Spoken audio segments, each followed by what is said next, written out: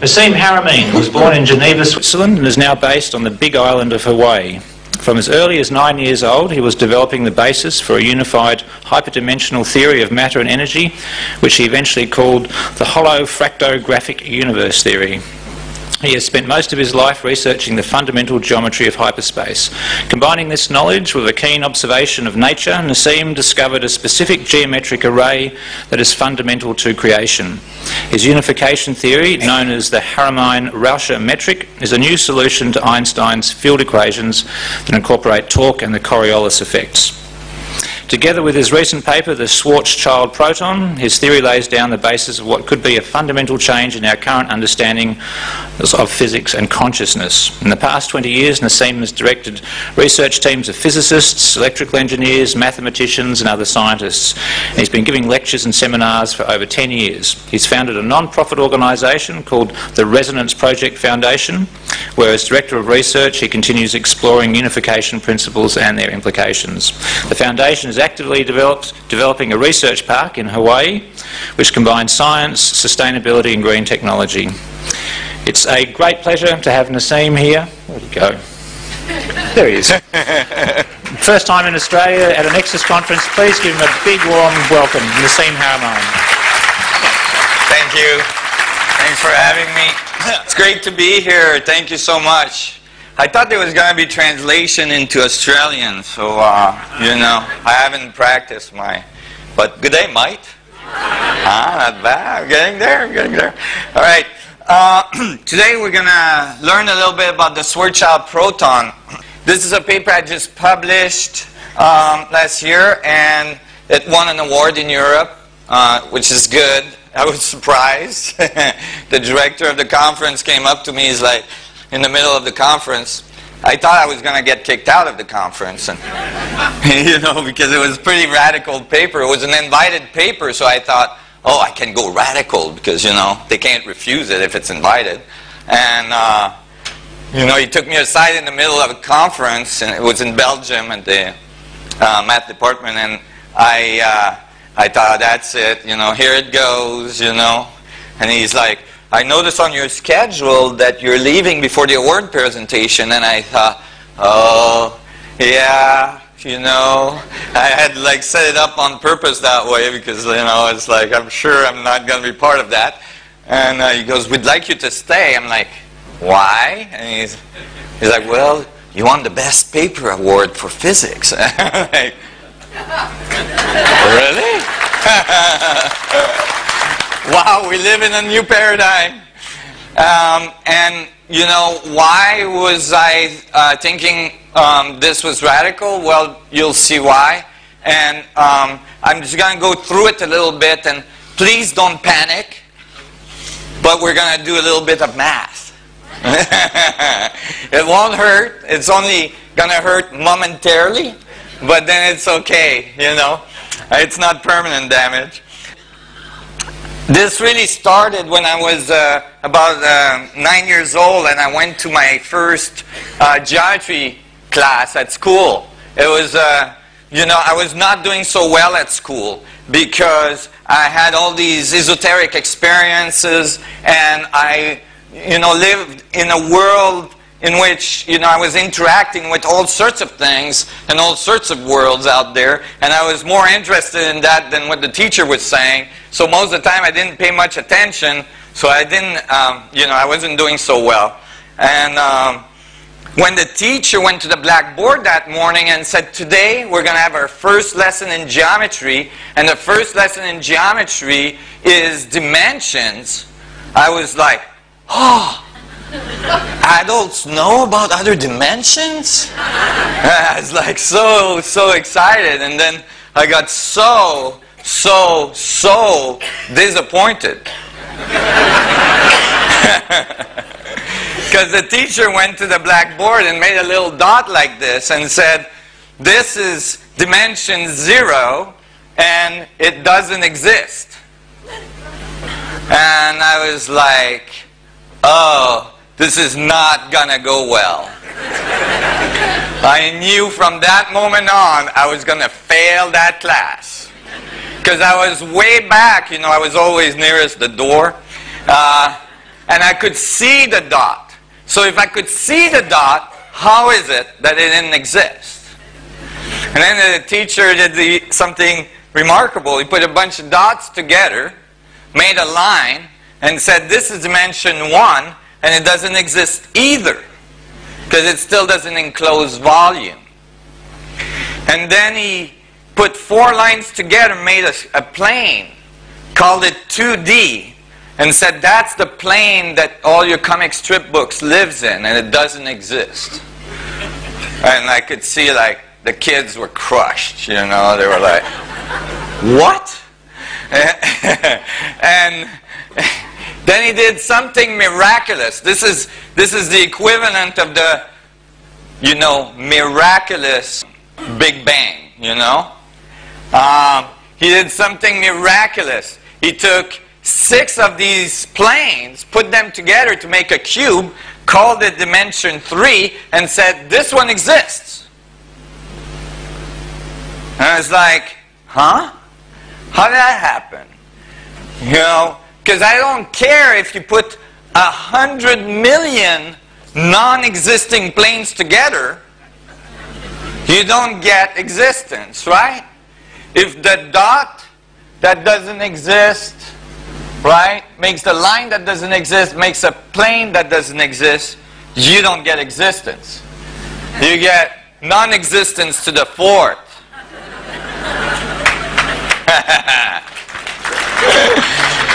Big issue. I didn't know at the time. Turns out many other thinkers had the same problem throughout the ages. One of them, one of the most famous one, was Buckminster Fuller. Another one was my father, actually, turns out. And, you know, they thought about it, but nobody really solved the issue. And so, why is this important? Well, this is actually the fundamental axiom that most of our physics are written on.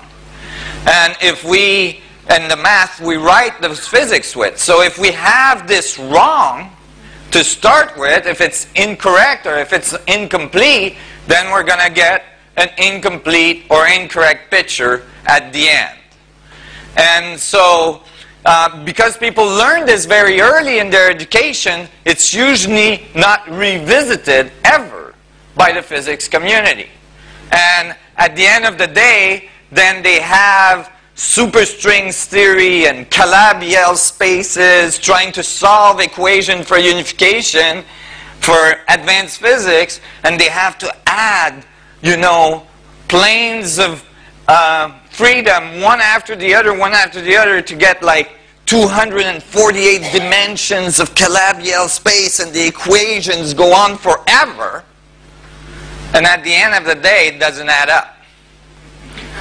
Right? So when I was going home from that day, I had this long bus ride to go back to my home because I kept on getting kicked out of the schools closer to my home. A physicist later on told me in a physics conference that that's how I furthered my education.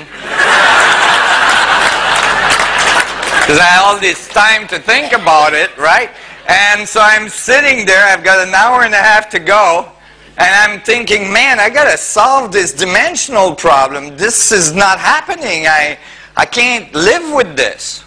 And I'm thinking, and then the bus is getting fuller and fuller, and I thought, oh, you know, it's getting hot, and so I closed my eyes, and in my mind's eye, I extruded myself from the bus, and I started rising up from the bus, and I saw slowly the bus becoming smaller as I rose further and further, and then I saw the city I was in becoming smaller as I rose further and further and further, and then the continent getting smaller, and then I saw the earth getting smaller, and as I rose further I saw the solar system getting smaller, and like looking like a dot, and then I rose further and further, and then the galaxy started to look like a dot, and I thought, oh my God, it's dots all the way up.